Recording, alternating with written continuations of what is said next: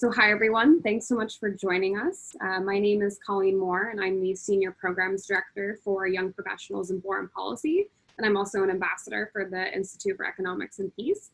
So a little bit about YPFP. So YPFP works to build the leaders tomorrow needs, and we do this by providing YPFP members with capacity building programs, engaging events, a global community of peers, and opportunities to elevate their voices through writing and publication. So today we are delighted to have Michael Collins join us today from the Institute for Economics and Peace to talk about centering ecological threats within foreign policy and the launch of the Institute's inaugural Ecological Threats Register.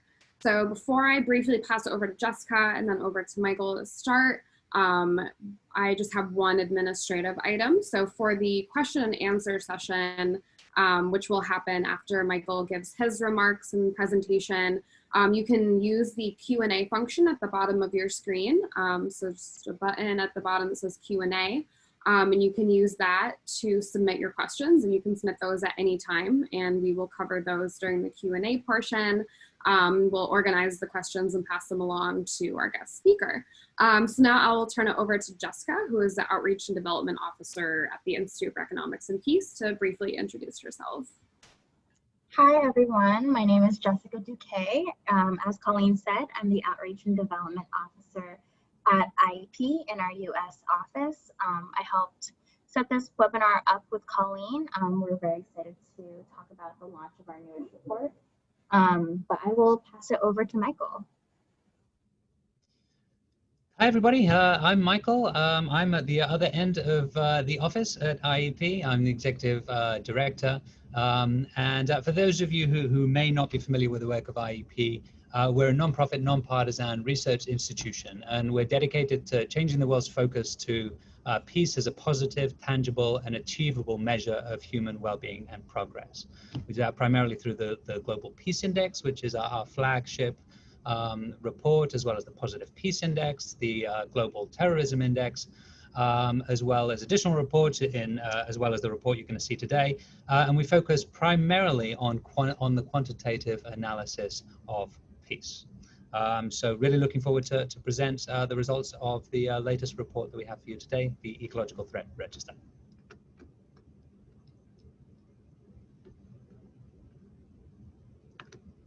Colleen, shall I take it from the top?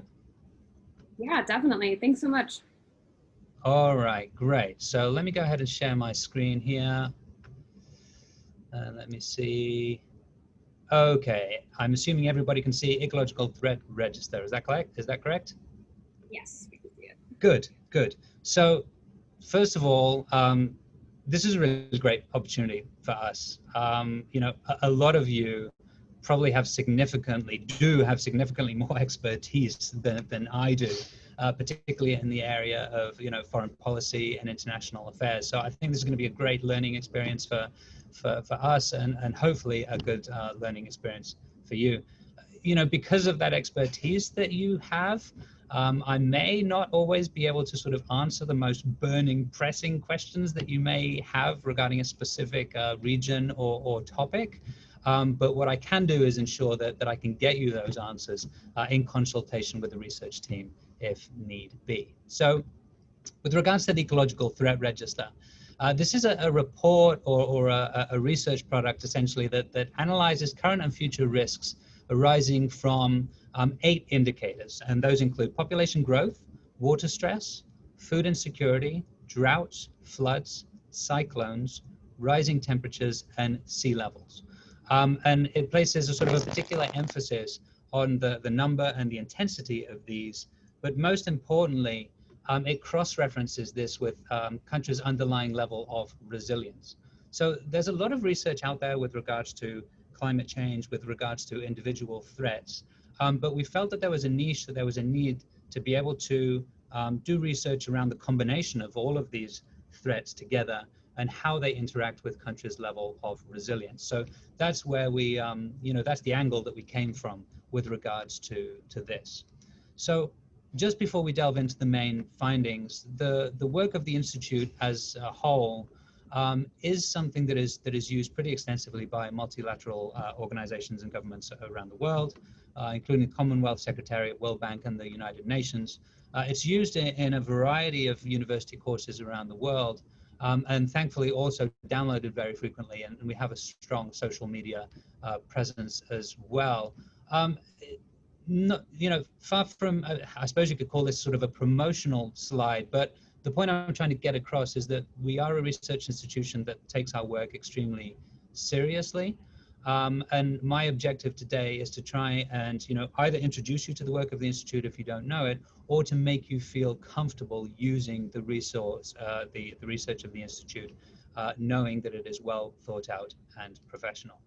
And that reach, that impact that we have has allowed us to open a number of different offices. The reason I bring this up is that, should you want to stay in touch with IEP, you can find us across all of the time zones and potentially within the countries that you work as well. So, with regards to the Ecological Threat Register, this is the inaugural edition, i.e. the first one, and it covers 157 countries and 97% of the world's population. So that's 6 countries less than the Global Peace Index.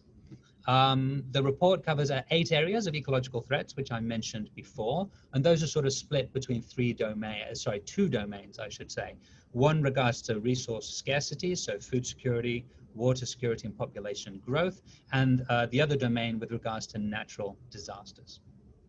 It's developed by the Institute for Economics and Peace, but we do use world-renowned data from various reliable sources, including the World Resources Institute, UNFAO, which is the Food and Agriculture Organization, UNDESA, as well as the World Bank, Berkeley Earth, etc.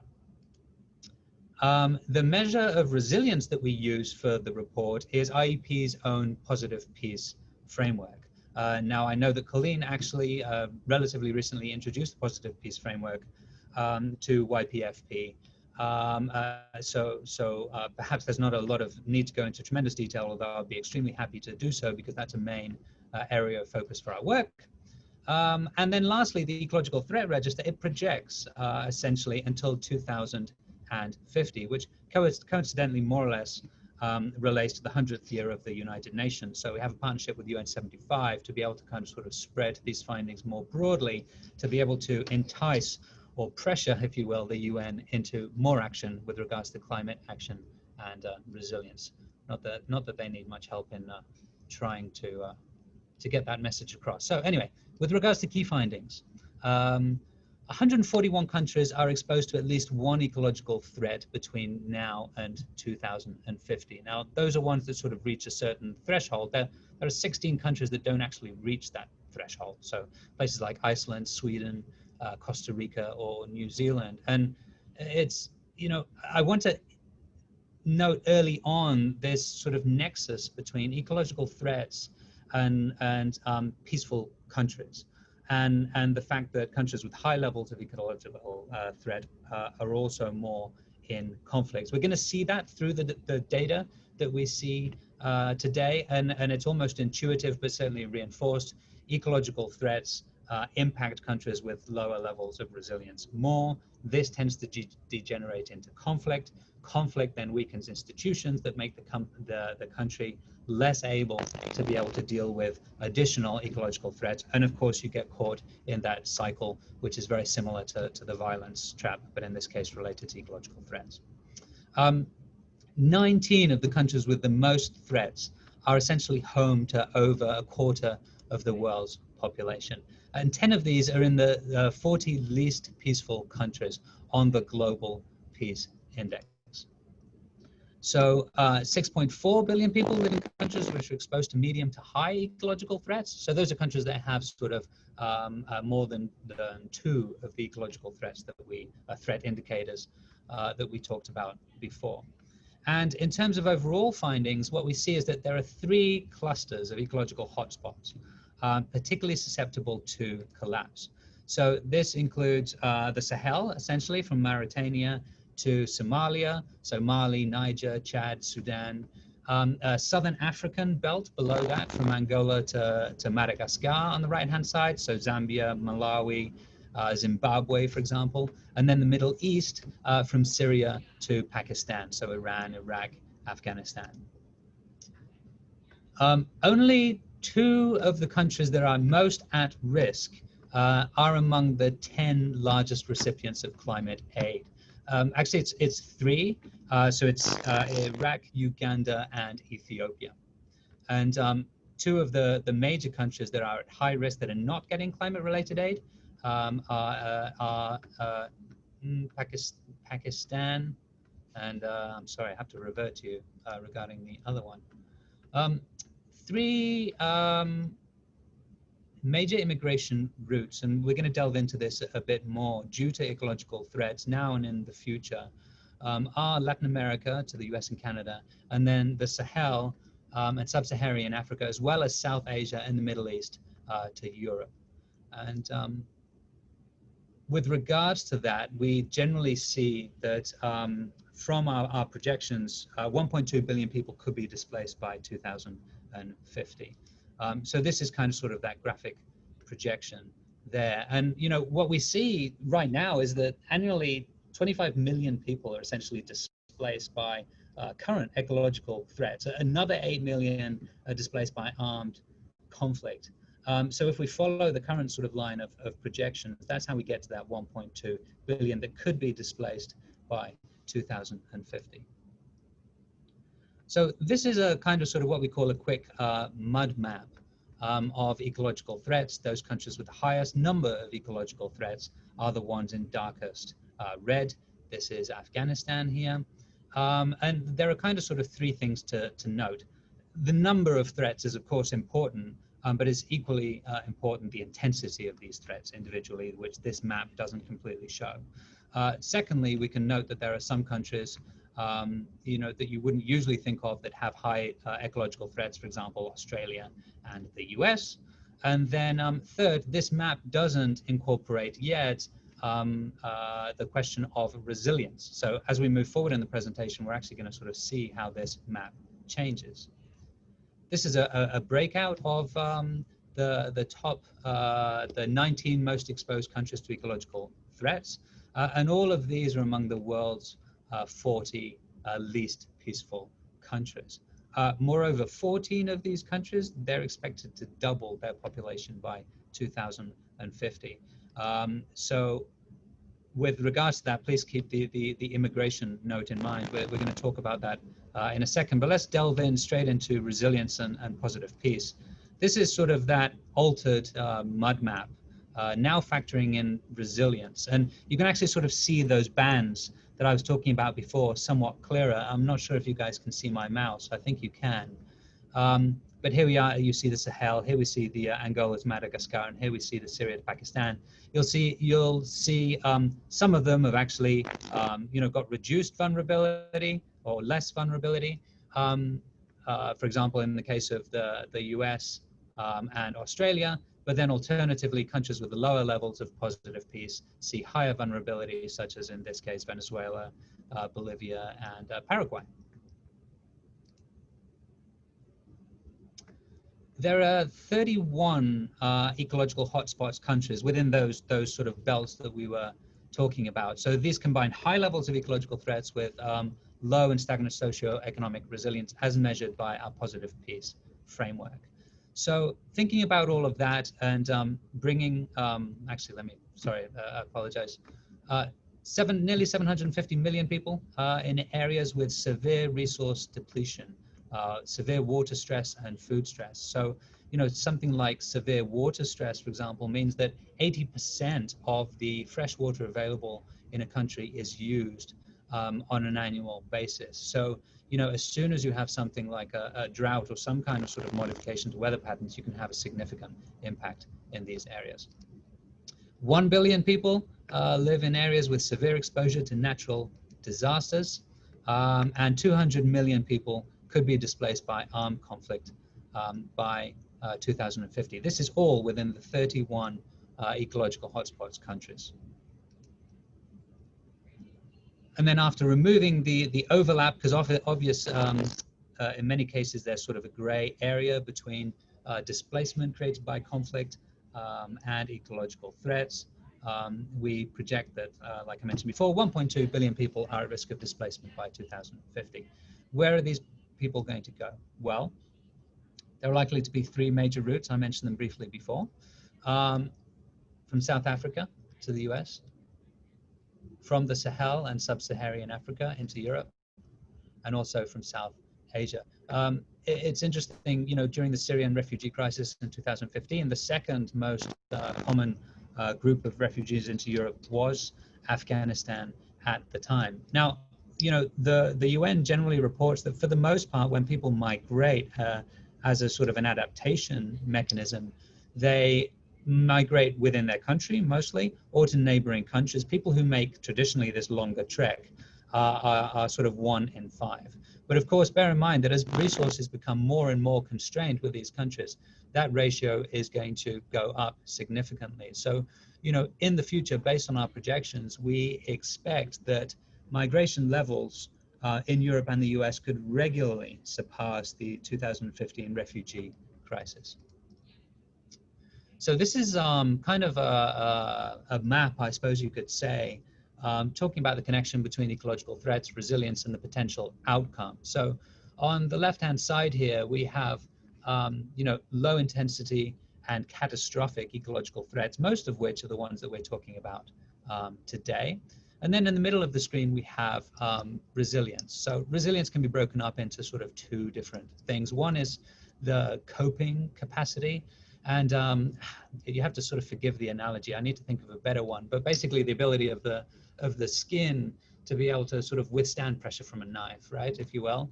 And then the ability to recover once the knife has punctured the skin, the ability for the wound to heal.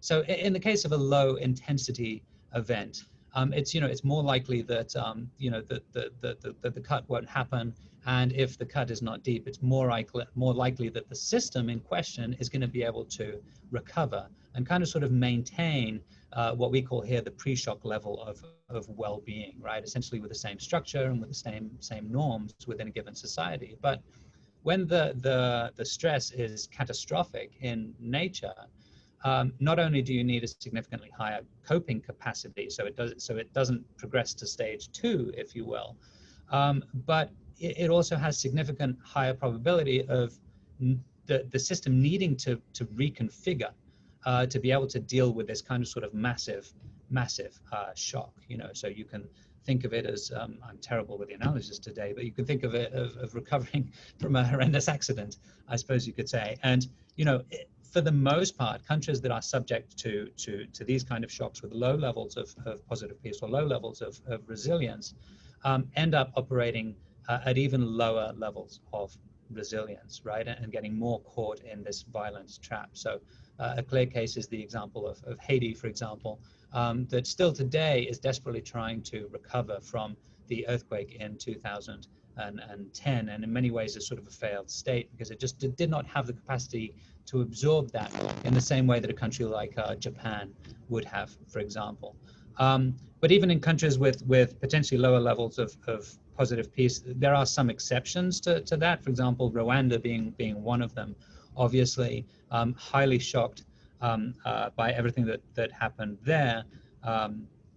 But then being able to move to sort of a higher plane and to actually build positive peace and to learn very valuable lessons from that. And Rwanda has done significantly well since those events. So jumping into resource scarcity, this is probably better to consult directly in the report. But basically what it does is the resource depletion count is on the left-hand side, and this is compared to the overall level of resilience here as well. So it kind of sort of gives you a feel for the countries most in need. So 13 of these countries, the population is going to expand by more than 100% in the next 30 years. This is a similar breakdown with regards to natural disaster hotspots and levels of positive peace. 11 countries are in both of these tables. So more on resource scarcity. So global population is projected to reach 10 billion by 2050. By that time, the 40 least peaceful countries, they're going to have an additional 1.3 billion people. So essentially, they're going to be home to more than half of the world's population. 14 countries in sub-Saharan Africa are going to double their population. That's going to make it the fastest growing region globally. And think once more of kind of sort of those migrational moves that would have potential to happen as and when these countries become subject to more ecological threats. In terms of, and let me just go back very quickly on that, and something I didn't note before is that even countries with higher levels of positive peace, such as the US and Europe, if it wasn't evident already, are going to be significantly susceptible to the impact of ecological threats, even though they may have, be less directly affected by the ecological threats themselves. I'm sure that was pretty sort of self-evident from what I've been saying. This is a graph about population growth. As we can see, countries with lower levels of peace definitely are expecting a much higher population growth. In very high developed countries with high levels of positive peace, population growth is actually expected to decline by 2%. This is a chart sort of breaking out global undernourishment and water scarcity. We use undernourishment as a proxy for food security, which I'll talk about a bit because there's more data. Food security is somewhat sort of ephemeral, but undernourishment is much better reported. Overall, we see global food demand is going to increase by 50% in the next 50 years. And Yemen, which you see here, is considered the most resource-stressed country in terms of both food and water security. So food security, that broadly means not having enough food for a healthy life. It can be sort of intermittent, it can be irregular, so it can be at sort of at different times throughout the year. But essentially, an estimated 2 billion people currently face that insecurity, and that's expected to, practically double or will increase to 3.5 billion people by 2050. Nearly 60% of people in sub-Saharan Africa face food insecurity. That's the highest of any region. 65% of the population in each of the world's least peaceful and low-income countries experience food affordability problems. Now, with regards to water stress specifically, 2.6 billion people live in 46 countries experience high or extreme water stress. There's now 60% less fresh water available per person than there was in the 1960s. Developed countries use 10 times more water per person than developing countries. By 2040, 5.4 billion people are going to live in the countries experiencing higher extreme water stress. And the number of water-related conflicts has increased. Now, it's still relatively low.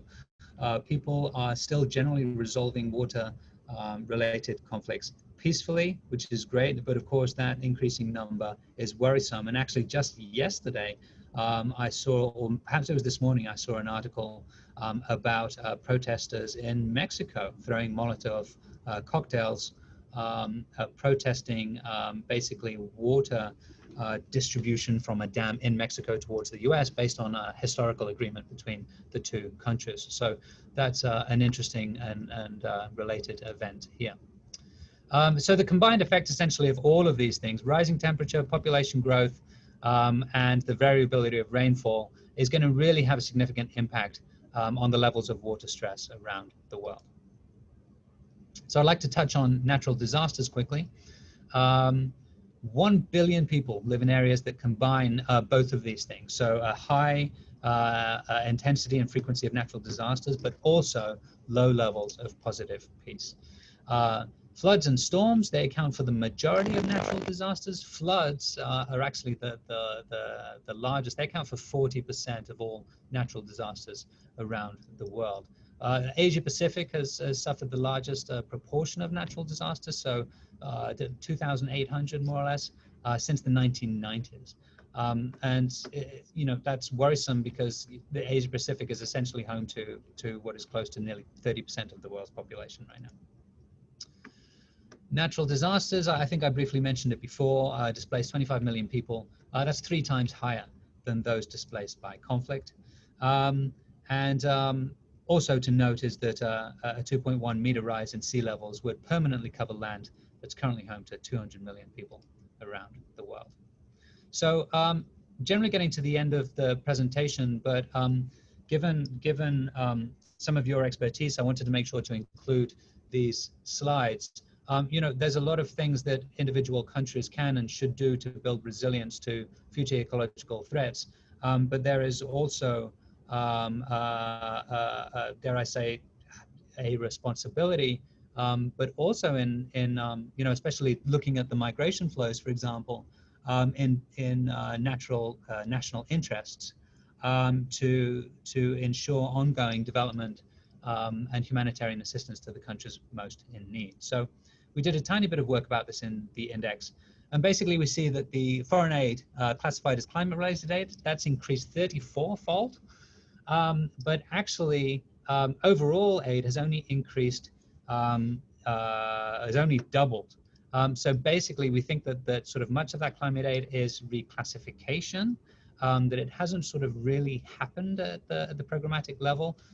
Coming from the development field myself, I'm also somewhat skeptical of this. I know, for example, that when major organizations such as USAID or international donors such as the World Bank, there's a tendency from development organizations to make sure that they kind of sort of fit the framing without necessarily changing too much of the programs that they do. That's not to say that when that happens, it's wrong, because a lot of these programs are already actually targeting key elements of you know, resilience building in those countries, but it can help explain potentially some of these numbers here. Most of the projects aim to address water scarcity, improve food security, promote environmental protection. Nearly half of the aid in this area was allocated to mitigation, whereas 24% was allocated towards adaptation-related programs. So I don't know, this kind of sort of says to me that we're still operating too close to the bang, if you will, and that we're still focusing too much on elements related to security rather than prevention, and you know, humanitarian response rather than kind of sort of building that innate country resilience. This is just a kind of sort of a general chart to reinforce what we've just talked about. And here, once again, kind of sort of a breakout of the two major areas of programmatic focus, or three, I should say: water supply and sanitation, food security, and environmental protection. So, second to last slide here. This is just essentially the list of countries that have received most aid, or in 2018, India in this particular case. But important to note is that only two of the 22 most vulnerable countries are in this list, so Iraq and Uganda. So a lot of work to be done. I'd love to hear your guys' feedback. If you haven't already, please download a copy of the Ecological Threat Register. We truly hope that it is valuable to you in the work that you do, and I'd love to stand back at this time and hear your feedback and receive your questions. Great, thanks so much, Michael. That was really interesting. Yeah, so I see a few of you have submitted questions in the Q&A function. So as a reminder, or if you joined a little late, you can use the Q&A function at the bottom of your screen to submit your questions. So I see we have a few that have been submitted. So I'm just going to start off with one question for you, Michael, just to kind of frame the discussion in terms of foreign policy, since I think the audience is really interested in hearing how ecological threats fits into international affairs and foreign policy. So how should state governments take into consideration the findings of the Ecological Threat Register when formulating their foreign policy frameworks? Yeah, so I mean, I think that first of all, it's very kind of sort of it's useful to know, you know, where you are, independently of how much you know, you may be directly or indirectly affected. I think I hope to have kind of sort of made the case for even the countries that don't see themselves directly reflected in the number of ecological threats that they're immediately subject to. They can obviously see the potential impact not only in their national interests abroad, but of course much closer to home as well.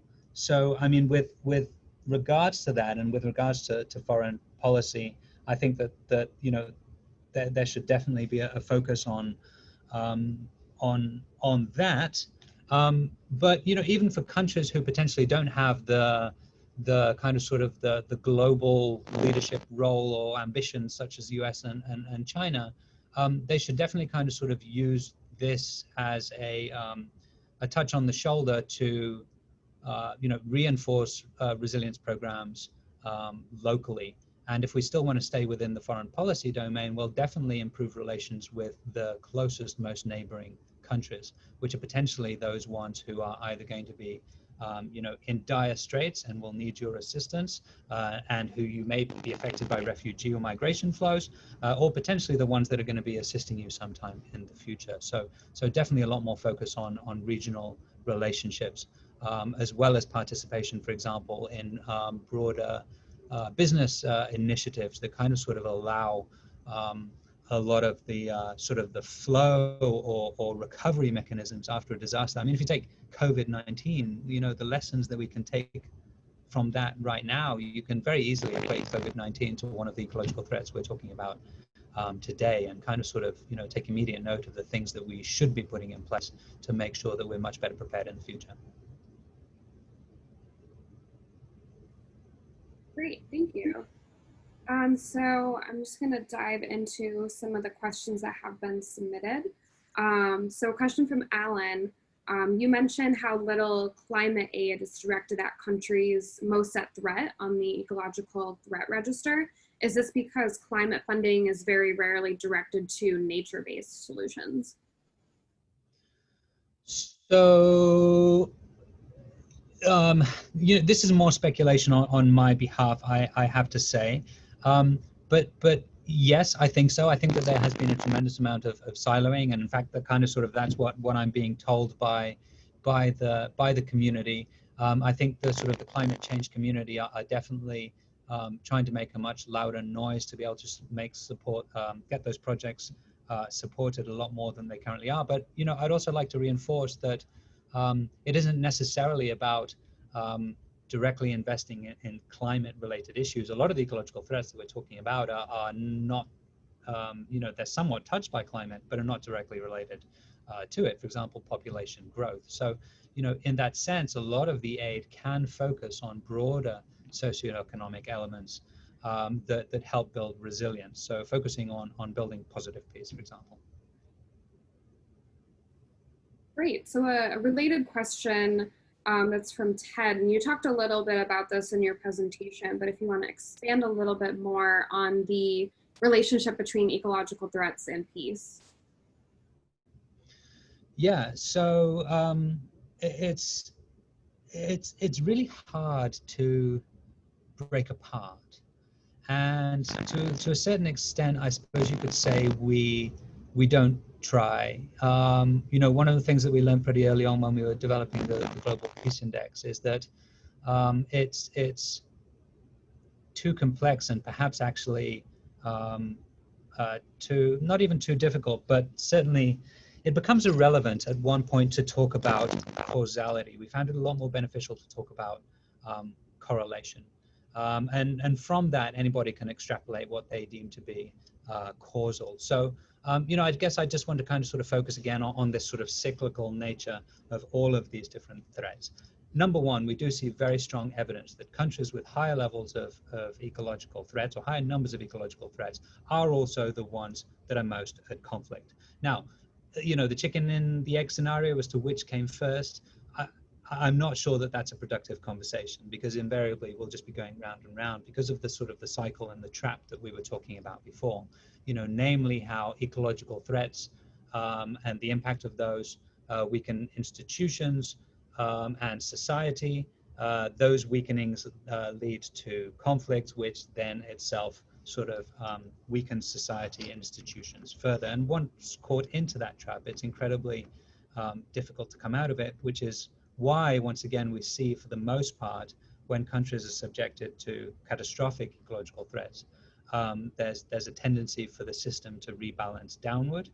And it's, you know, we found that it's a lot more difficult to a lot easier to destroy peace than it is to create it. So once again, the argument for a lot more focus on resilience. Great. So a similar question that's been submitted, again, I think you've covered this a little bit, but if you want to expand, what impact does conflict have on the physical environment? For example, ongoing security challenges in Afghanistan. Yeah, I think it really does. I'm probably not the best person to talk about Afghanistan. I'm familiar with some of those details, but I can certainly share a couple of examples. I mean, with regards to general security related to terrorism and the potential ways in which terrorism can exploit ecological threats. So, you know, or benefit, I should say, from ecological threats, in the sense that societies, when under threat, when you know, not feeling that they're defended or supported by institutions, have a tendency towards two things, you know, a preference for authoritarian regimes, but then also more extremist views themselves. Different terrorist groups can also actually sort of use the ecological threats to their advantage, to make the case. I was talking about the, you know, protesters in Mexico, but this could equally apply to terrorist cells in Niger or Burkina Faso, or you know, even the Islamic State. I believe that they kind of sort of overtook and even blew up a dam. I can't remember how long ago it was, but no, I think that security can and does have a significant impact on ecological threats for the reasons that I explained before. More concretely, for example, illegal logging in the Amazon and Brazil, and you know, all of the sort of the different conflicts in those regions between the government, between you know, between various criminal organizations related to the illegal logging trade, you know, and the impact that then has on the environment. Great, thanks for that answer. So kind of staying on the same kind of track about conflict and ecological threats. So question from Nabil: a number of intrastate conflicts occur as a result of environmental issues threatening human security. So besides water and food scarcity, what ecological threat do you think requires the most attention to prevent conflicts, in addition to improving conflict warning systems? Yeah, so I think it would generally be population growth. You know, I mean, just because, well, yes, because that is essentially, you know, let me refocus this, not population growth, migration. Population growth being related to that in part, because obviously, you know, that migration happens both directly from the security domain and sort of ongoing conflict in the country, but also from the ecological threats as well. So if you then factor in rising population to that, you know, that is kind of sort of the significant, some of the significant areas. But, you know, focusing on that is actually way too late at this point, right? Because what you'd then be doing is you'd focusing on very much what we're focusing on now, which is setting up refugee camps and kind of sort of making sure that those people are displaced are sort of more properly or better integrated in countries where we're going. Ideally, we want to create a scenario in which that doesn't happen in the first place, right? So making a society a lot more resilient to a lot more of those sort of basic ecological threats that I was talking about. So in the case of natural disasters, for example, I think I mentioned sort of floods being the main concern there. But once again, you know, just focusing on say flood response or developing you know, an insurance industry around you know, flood insurance, or setting up you know, flood evacuation routes. All of this investment is really much too late to the game. You've talked a little bit about resilience. So you said in your presentation that for catastrophic events that a country may need to reconfigure their internal structure. So this is a question from an anonymous attendee. Can you be a little bit more specific about what that means of reconfiguring internal structure? Yeah, absolutely. So, you know, with regards to systems, and you can think of sort of any system here. You can think of a society. Excuse me, but you can, you know, the world is essentially systems within systems, right? So there's an environment, there's a planet, there are nation states, there are communities, there are municipalities, there are families, and you can take it down to kind of sort of the bacterial or the cell level. And you can use any one of those analogies along the way to kind of sort of make this point here. But systems are somewhat you know, they have intent. There is a particular sort of goal to which any individual system is working towards. For example, if you're thinking about a school, well, the idea is to provide the best educational outcome for the students that attend, for example, right? And if you think of a nation state, is to provide the best, you know, possible outcome for the citizens of that state. And then secondly, systems are path dependent also. So they have a tendency to navigate towards that particular aim. So, you know, when things are kind of sort of shuttled, you can think of it as a sort of a crosswind when you're driving in your car. It actually takes a significant a crosswind for there to be any change in your particular direction, right? But by the time the wind is strong enough, your truck jackknifes on the highway, and there is no way that you're going to be able to actually kind of sort of recoup that direction that you were going on. I gave the two sort of specific cases of Haiti and Rwanda, as well as Japan. Those are the only ones that I can sort of give you in terms of specific. But I actually think that the analogy kind of potentially explains this better. Thank you. So another question also from an anonymous attendee. So talking about food insecurity, do you think the figures on food insecurity will increase in the long term due to the pandemic, to COVID-19? So I think that I don't know. I think that it's kind of sort of early in terms of the data that we have available.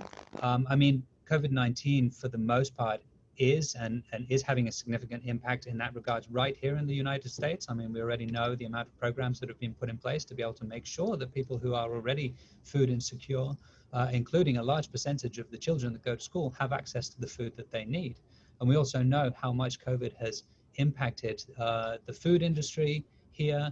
I mean, I'm in New York, in what is essentially one of the most developed cities in the world, and you know, we had struggles, as I'm sure you did, getting very basic essentials such as you know, sanitizers and toilet roll, right? So I think with regards to food security, that's very much the same. As to how that will impact more agrarian societies, I think is probably an area that I wouldn't be able to comment on. Most often because in more developing countries, although there are tight lockdowns, a lot of people are actually obligated to go to market anyway, are obligated to work, grow their own food. So I'm not sure that you know, what that impact will be. But I think as a whole, yes, that food insecurity will deteriorate due to COVID-19.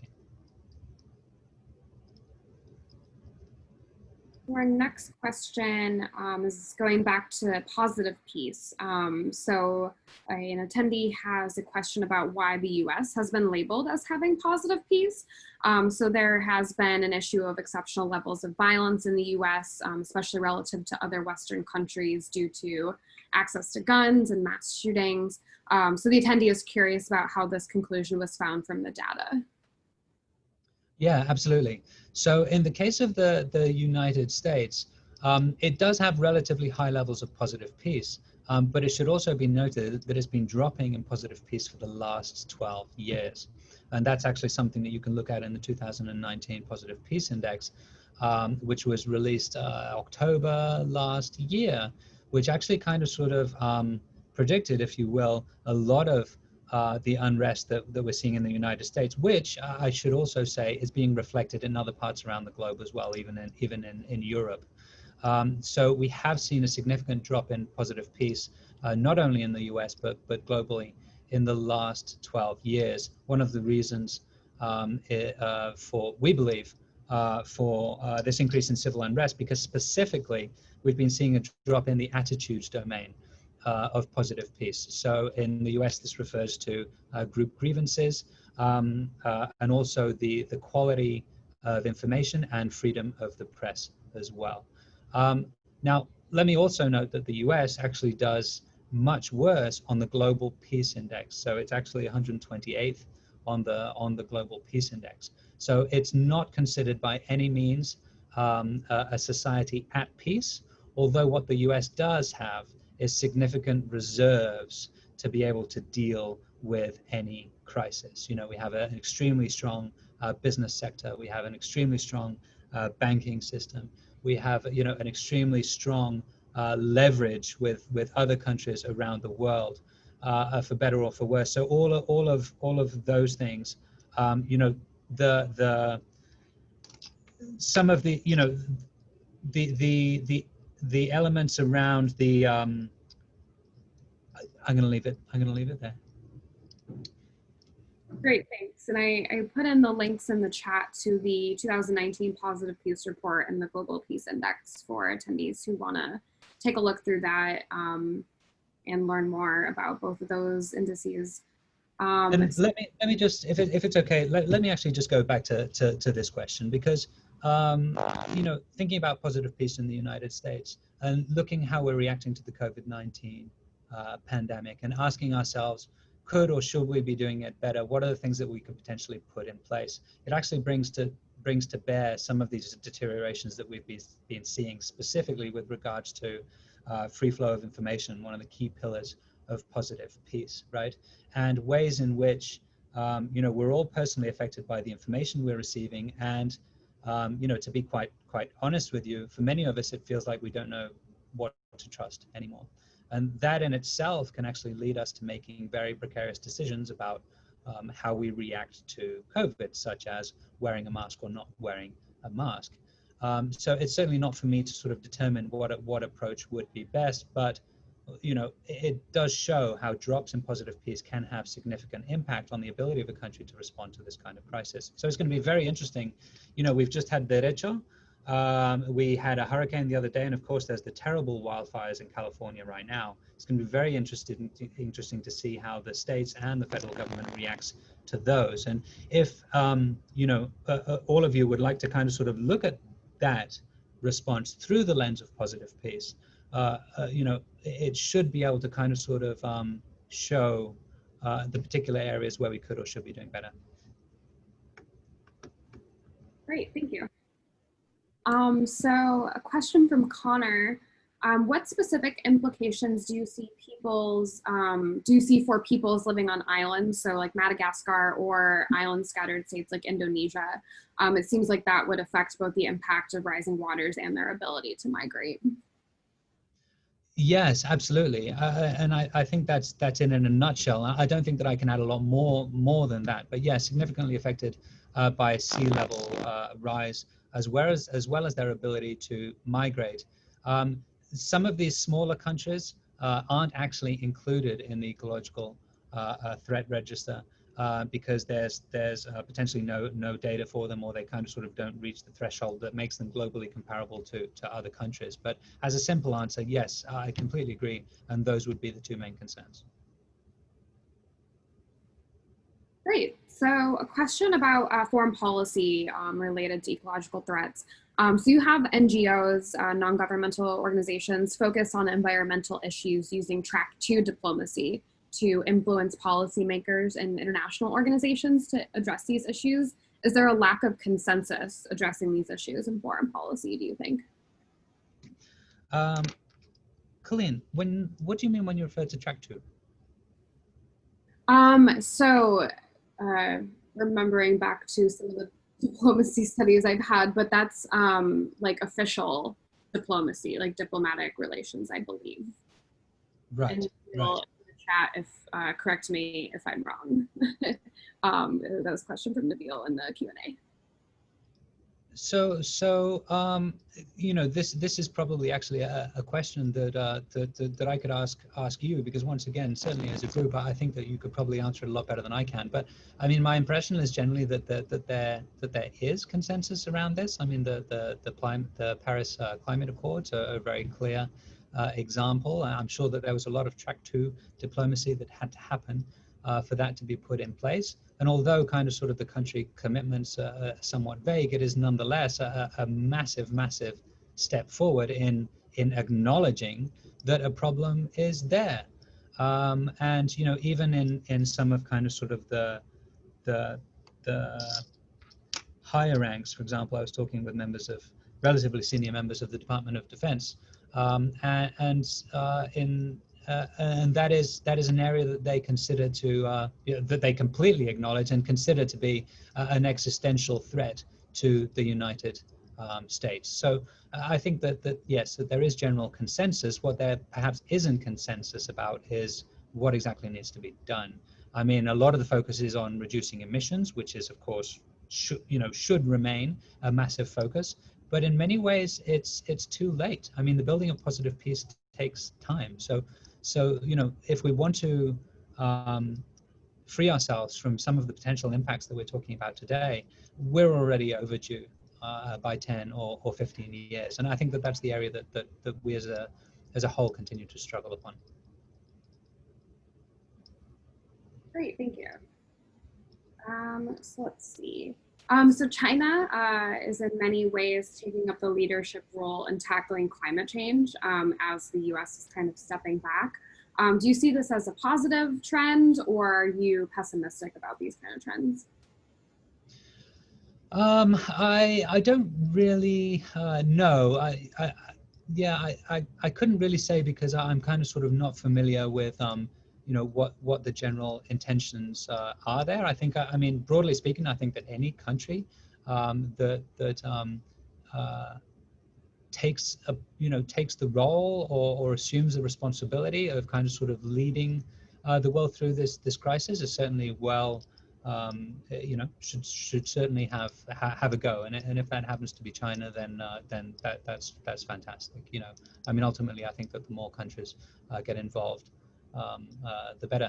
I think that China is in fact actually one of the only countries that's increased developmental aid last year. Thank you. So talking a little bit about the UN and how they've been addressing this. So talking specifically about the UN Framework Convention on Climate Change and the UN Climate Change Conference. Do you see any outcomes from either of those? And I'm not sure if you're familiar with them. I'm not too familiar about the outcomes of either. But if you've seen any outcomes from those two frameworks in the UN, or if you would like to see any outcomes from them that would address the discrepancy between funding and those most impacted by these issues. Yeah, I have to confess, I'm not familiar with some of the internal details of this, but if it's all right, I will comment on another sort of partnership that we're exploring with the UN along these lines. And as you know, this is, well, you may know that this is sort of the year of UN 75, the 75th anniversary of the United Nations, and this is what they call the year of dialogue, which is essentially incorporating all of the feedback from civil society as to what it is that the UN should be dedicating its focus to in the next 25 years. So essentially until 2050, the projections that we're talking about now. And climate change is basically top of the agenda for the whole of society. And I mean, the response that they have had in their various initiatives trying to gain feedback from society has been spectacular. I mean, they've had over 1 million people answer the surveys. They've had regional consultations throughout the world. I've been kind of sort of privy to some of that, and I think that the work that they've done is exceptional. And you know, even comparing pre and post COVID, climate change remains, tackling climate change remains very much the central agenda there. So, I mean, you know, in summary, I think that the UN is going to be tremendously focused on this going forward. But once again, I can't comment on those particular reports. Great, thank you. So one question I actually have that might be of interest to the audience we're talking about here. So with the ETR identifying the Sahel Horn region of Africa as particularly vulnerable, what would be what are the effects of ecological threats on terrorism? So how will it affect terrorism in that region specifically? Yeah, I'm not an expert in the Sahel, but I think a lot of the things that we talked about terrorism before definitely apply. I mean, if you take resource scarcity, and once again, it's a sensitive topic because I know that there's a lot of debate around, for example, terrorism and the sort of the conflict between herders and farmers in that region. Which is something, you know, historical that's been going on for a long time, that in many cases results in the equivalent or is counted as terrorist attacks, for example, but relate very closely to food and water security. So as the number of the impact of ecological threats, specifically with regards to water, which of course directly feeds into food security, not, you know, first for the animals, but then for the people as well as directly, that can significantly increase and likely will significantly increase the number of, you know, the conflict and the number of attacks that we are seeing between those two groups. And I think that same dynamic, although with different sort of ethnicities and different parties in different countries, can be replicated throughout the Sahel. Thank you. So we have a few more questions, I think 3 more in the Q&A function, but I think this could be like the last call for questions. If people have any more questions, definitely submit them in the Q&A box. So going through the last few, so one of them from an anonymous attendee, do you feel that military departments consider the interplay of environmental issues and peace and security better than civilian foreign departments? And do governments need to do a better job of linking the environment and peace and security teams up with each other to address threats like these? So answering the second question first, yes, absolutely, of course. And that's where we hope that the Ecological Threat Register comes in, right? Is being able to kind of sort of provide those high-level headlines, but also kind of sort of the more detailed research for governments to be able to make more informed decisions about the risk that they are under. And once again, highlighting how it's not only the countries that are most affected or directly affected by these ecological threats, but also those that are on the sidelines. With regards to the second, I'm unsure. I could potentially kind of sort of talk about my perceptions of this here in the US. I mentioned that I was speaking with the DoD the other day, and I know that they consider this a critical issue. First of all, you know, actually protecting the US's military capability. So in terms of the impact of ecological threats on their bases, which then impacts actually the readiness of US forces, but more broadly in terms of national interests for the United States and the rise or decrease of extremism, which is what we're talking about now, which is obviously something that directly interplays with US national interests and military forces. Great, thanks for that answer. So one question asked about framing the Ecological Threat Register and questioning why it's framed as a chance to let countries know when certain countries will be giving aid. So I'm not sure if I fully understand the question too much, but like, can the register guide Global South countries on managing their own migration and resource issues? So I think it's talking about kind of not as much like telling Global South countries what to do and kind of giving data on that, but more like managing their own resources and migration issues and kind of guiding developed countries in the global north to reduce their waste because they use more fresh water than developing countries. Yeah, yeah. I hope to have understood the question correctly. I mean, the Ecological Threat Register is meant for a broad audience, for essentially anybody who can use that information to be able to ultimately find ways of building positive peace. And for that to happen, it needs to be a whole of society approach.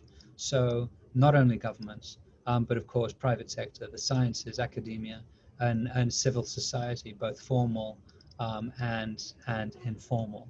So our audience is all of these. To the extent that we kind of sort of break it out into developed or developing countries or recipients of aid or givers of aid, that's purely to kind of sort of provide more granularity and context. It's not because the Ecological Threat Register is kind of sort of directed towards a particular audience or is saying, this is how you should give your aid, or this is the aid that you need to receive. It applies to all countries equally, and any individual country should take from it what they consider to be useful. And yes, what we would love to see is that we would love to see countries being able to sort of take this information, combining it with the information that we have about positive peace, potentially working with either us or other institutions or other countries, or obviously within their own society, to kind of sort of increase levels of resilience. Look, the positive peace framework is what we call a self-determined process. It's impossible from anybody outside of the system that we were talking about before to go in and rummage around in the system and somehow fix it to work better. It is, in the comments, replicating the comments that Ben Lutz had the other day in his presentation about positive peace, it is only the system itself, the people within the system itself, that can find the solutions to these problems, specifically on building resilience. So whereas international aid can certainly help support that, it definitely needs to come from within. Great. So the last question we have submitted is from Kimberly. Can you give an example of a country that relies heavily on humanitarian aid and how that affects overall food security? Like, is it possible to rely too much on foreign aid?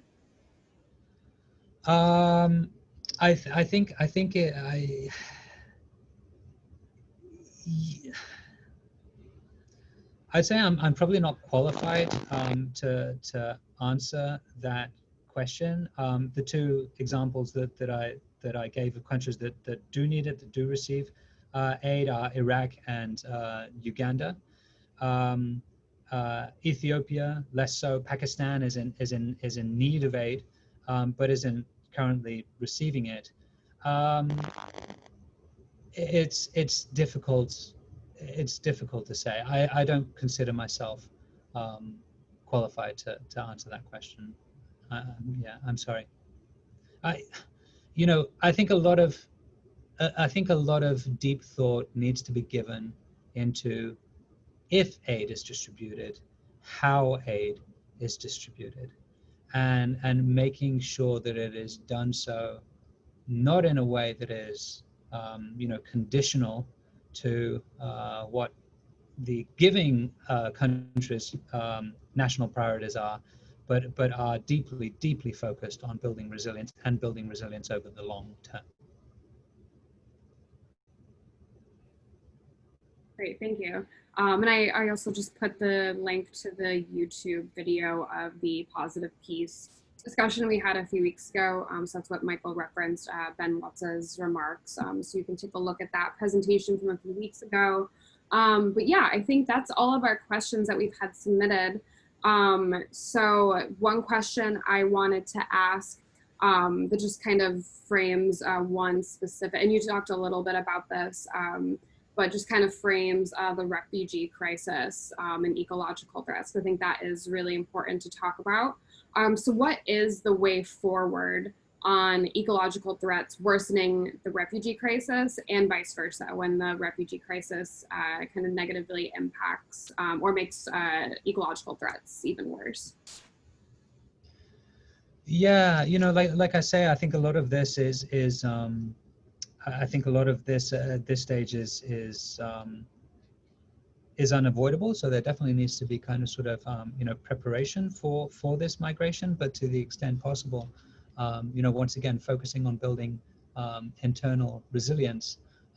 People migrate as an adaptation technique, And it's not always caused by natural disaster. It's not even always caused by conflict.